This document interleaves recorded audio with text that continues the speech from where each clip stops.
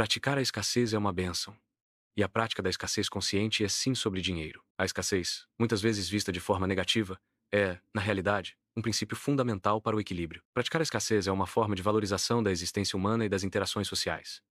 A escassez, quando praticada com consciência, não é um problema a ser superado, mas sim um hábito a ser praticado. A prática da escassez consciente é um mecanismo essencial que molda nosso comportamento, intuição e nossa capacidade de apreciar o mundo ao nosso redor. Praticar a escassez é uma bênção. E eu te provo isso na prática. Vamos lá. O ouro é valioso pela sua escassez. Por isso, ele tem um valor no comércio global. Considere a escassez do ouro. Não é sua utilidade industrial primária que lhe confere valor, mas sim sua raridade intrínseca. É sua escassez. Essa escassez permitiu que ele se tornasse um meio de troca confiável e universal. A dificuldade em extraí-lo e sua durabilidade limitaram sua oferta, o que, por sua vez, criou um padrão de valor que transcendeu fronteiras, línguas e culturas. Sem essa escassez, o ouro seria apenas mais um metal. Devido à sua escassez, o ouro se tornou o alicerce que permitiu o desenvolvimento do comércio entre pessoas e nações, fomentando a civilização e a cooperação em escala global. Portanto, tudo o que você tem em abundância perde valor para você. Portanto, seja comedido em suas ações, gosto e com o dinheiro.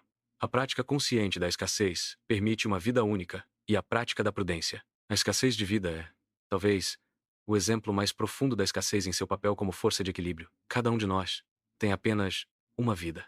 E esse fato singular incute um senso vital de prudência e preservação. O medo da morte, um subproduto direto dessa limitação, nos impede de arriscar tudo de forma imprudente. É essa restrição que nos leva a cuidar de nós mesmos, a buscar segurança e a evitar perigos extremos, garantindo a continuidade da espécie e a estabilidade da sociedade. A brevidade e a singularidade da vida nos forçam a valorizar cada momento e a tomar decisões ponderadas.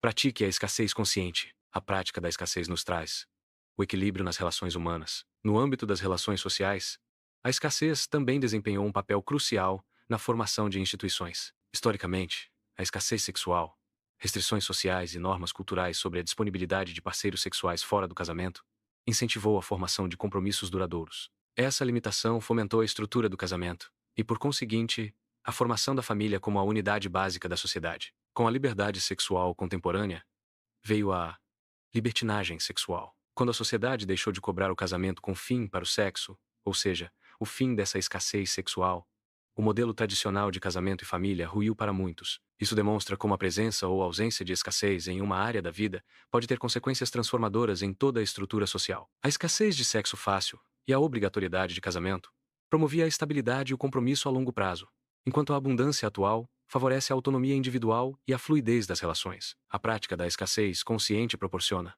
o princípio do equilíbrio. Na vida moderna, a lógica da escassez consciente se estende a todos os aspectos de nossa existência. Em um mundo de consumo abundante, a prática consciente da escassez é um ato de autopreservação e valorização. Mesmo você tendo muito dinheiro e possibilidades, pratique a escassez consciente. Vamos lá para alguns exemplos. Pratique o jejum. Não coma tudo que vê ou pode. A restrição alimentar, o jejum, aguça o paladar, melhora a saúde e restaura a capacidade de apreciar verdadeiramente o alimento quando ele é consumido. A abundância constante de alimentos e prazeres com comida embota os sentidos, a escassez temporária revitaliza o prazer e a saúde na alimentação. Controle o consumo. Não compre tudo o que pode. Os sonhos de muitas pessoas é ter dinheiro para comprar tudo que vem na cabeça. Isto é um grande erro. A compra impulsiva e o excesso de bens materiais levam à desvalorização do que você já conquistou ou possui. A capacidade de desejar, esperar e finalmente adquirir algo confere um prazer e uma apreciação muito maiores do que a satisfação imediata do consumo abundante. Portanto, a escassez não é um infortúnio, nem uma desgraça, mas sim o ponto de equilíbrio perfeito neste mundo físico. A escassez consciente gera valor, prudência, estrutura e, acima de tudo, a capacidade de apreciar a vida e os recursos que temos. Praticar a escassez consciente é, em essência, praticar o equilíbrio. Ricos que praticam a escassez vivem melhor. A ideia de que ricos que praticam a escassez vivem melhor parece paradoxal, mas faz todo sentido quando entendemos que a abundância ilimitada atrofia a capacidade de sentir prazer quando tudo é acessível a qualquer momento. Nada é especial. Aqui estão os motivos pelos quais a prática da escassez seletiva é o segredo para uma vida de maior qualidade, mesmo para quem tem recursos. 1. A recuperação da dopamina e do prazer. O cérebro humano funciona por contraste. Se você come lagosta todos os dias, a lagosta passa a ter o mesmo valor de gustativo e emocional que um pedaço de pão. Ricos que praticam o jejum ou que escolhem viver de forma simples em certos períodos estão resetando seus receptores de dopamina. Ao se privarem voluntariamente, eles garantem que, quando decidirem desfrutar de um luxo, a experiência seja genuinamente prazerosa e não apenas uma rotina vazia. 2. Liberdade através da autodisciplina. Quem é escravo de seus desejos não é verdadeiramente rico. O rico que pratica a escassez é recomendado tirar alguns dias por mês para comer pouco e vestir roupa simples, pois prova para si mesmo que sua felicidade não depende de fatores externos. Isso remove o medo de perder a fortuna. Ele descobre que o essencial é barato, e isso traz uma paz mental que o dinheiro, por si só, não compra. 3. Foco e clareza mental. A abundância de escolhas gera fadiga de decisão. Ter 50 carros ou 10 casas cria uma carga cognitiva de manutenção e preocupação. Muitos bilionários modernos, como Mark Zuckerberg ou Steve Jobs no passado, adotam o minimalismo de guarda-roupa ou rotinas austeras. Ao limitar suas opções através da escassez autoconsciente, eles liberam energia mental para o que realmente importa: criação, legado e relacionamentos. 4. Fortalecimento do caráter e da família. Um dos maiores desafios dos ricos é criar filhos com resiliência e propósito de vida. Se uma criança cresce sem conhecer o não, ou ter que esperar para ganhar algo, ela se torna um adulto emocionalmente frágil. Pais ricos que impõem escassez aos filhos, fazendo-os trabalhar, limitando mesadas ou luxos, estão, na verdade, dando a eles a ferramenta mais valiosa. Esse modelo de criação dos filhos dá a eles a capacidade de conquistar as coisas por esforço próprio. A escassez gera gratidão. A abundância gera direito adquirido. 5. O valor do tempo.